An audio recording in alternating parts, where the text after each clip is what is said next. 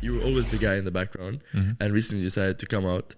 I wanted to ask you, why did Andrew choose you to be his closest friend? Interesting question. I think with people like Andrew and I, and indeed a lot of, I'd say that the men who are, really doing well in all different areas of life, there's a value economy. Yeah. I'm not Andrew's friend because I make good jokes or, I take good selfies or something. Yeah. I add value to his life. Yeah. I add value to his life and he adds value to mine. Now, if we want to break that down, what are the different ways you can add value to someone's life?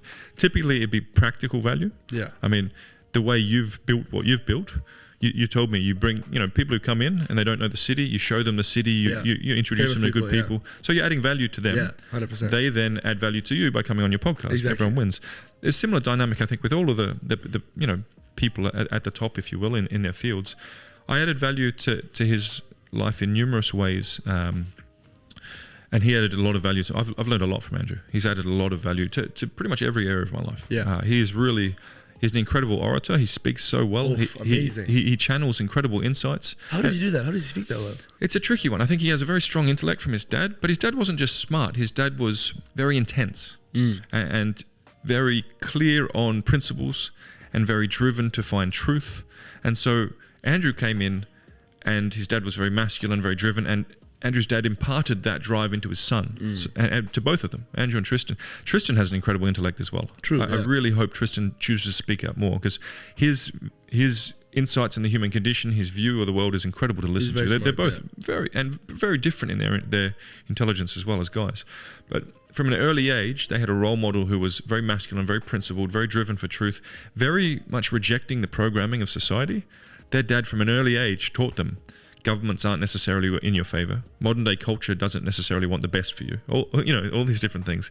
So they almost, I don't want to say took the red pill, but they from an early age, they thought with their own minds as opposed to what society was telling them to think. And so at the earliest of age, they were analyzing what they saw around them. And you bring that into, adulthood, that's someone who has a lot of learning and a lot of insights to share. And I really do believe, I don't want to say anything that's inappropriate, but I believe Andrew has a level of insight that is so rare, you could classify him as some sort of messenger. I don't necessarily mean in a religious sense. I don't want to say anything that's shirk, obviously. Yeah. But I think the amount of insights that Andrew channels has the real potential to help humanity on a very deep level. Yeah. We have this religion of wokeism. We have all this modern degeneracy, especially now that Andrew has found Islam and is more and more reflecting on what matters in life and how to live a good life and inspiring people and leaving a legacy on humanity. Like Andrew has the ears of the youth, right?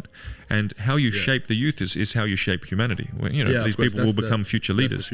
So he's very much aware of the fact that it's now his duty with, the insights he was given from his dad and all he's learned over the years.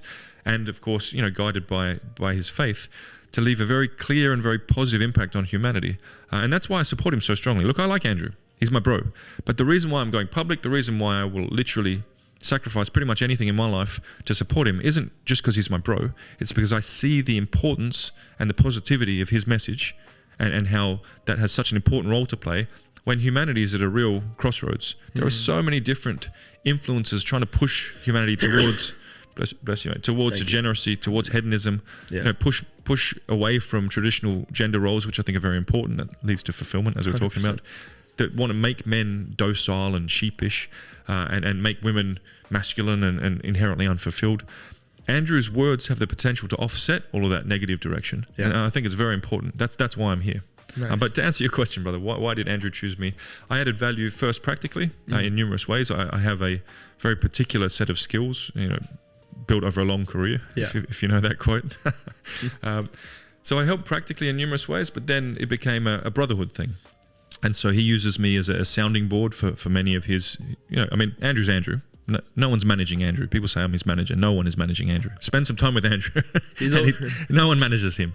But what he does like is to bounce ideas off those he trusts. So I am that guy. Obviously Tristan is that guy as well. Like brainstorming out loud kind of thing. Yeah, exactly. And so he values the insights I have. And the perspective I bring is risk. I have a master's degree in risk management. Really? I've been to about 90 countries and worked in pretty much every active war zone over the last 15 years. So I understand risk pretty well. And as someone who's, in the past protected very high profile people, I understand the physical security piece too. So I can add value that way. But also the brotherhood thing, And just having someone who you feel you can trust and you can really connect with and speak openly with, he values that. And so I think that's why he's chosen me. But it was a very slow process. Yeah. He actually admitted for the first year of our friendship, he didn't fully trust me. So he was doing his research on me based on my mannerisms, based on, you know, what I said, how I conducted myself before he fully trusted me. And I think all men should be like that. Yeah. Who you let into your inner circle is a very... Men should conceptualize. They need to be very careful. Have a most important have a tight circle. Don't have a lot of people in your home, you know, and really vet those friends so that you know you can rely on them to the end. For me, 100%, hands down, by far, the most important action that had the most impact in my life was cutting out a lot of my friends. Awesome. And how old are you? I'm 20 now. Wow, man. See, a lot of people don't realize that until it's too late and they're in their 30s or 40s. Like, that's fantastic. It's often the hardest thing to do because, you know, sometimes these are the people that you grew up with. They might have been there for you during a lot of hard times. But at the end of the day, where you're going in life, you have to know where you're going in. You know, they say, show me your friends, I'll show you my future. Are the friends around you?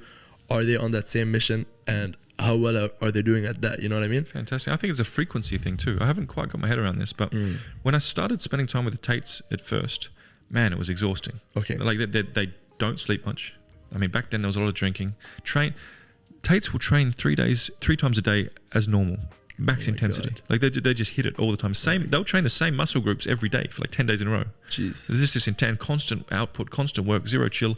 At first that was exhausting for me. He's in great shape. No, yeah, that's it. Great shape. People's trying to say he takes steroids. I know Tate. Tate couldn't be bothered taking steroids. Yeah. Like he just he doesn't take anything external anyways. He doesn't do any drugs. So why would he put like on principle? And his most important thing is testosterone. You know, like I mean, he's not gonna do something that's gonna worry about having he won't be able to have kids later or stuff like that. He would never risk that. Yeah, exactly. On principle, he'd never touch any forms of steroid. But also he couldn't be bothered.